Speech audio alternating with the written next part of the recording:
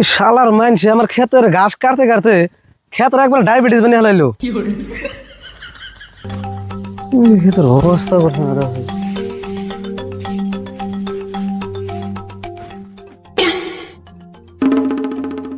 কে রে ওনে আবার দান্ন রাইখারা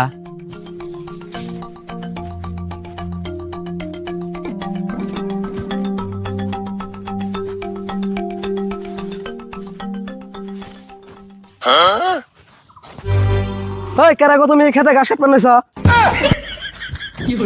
হেই লাহি কইরো না পরেতে ডরি আমার কাছে দিয়ে হাত কেটে গেছিল গা।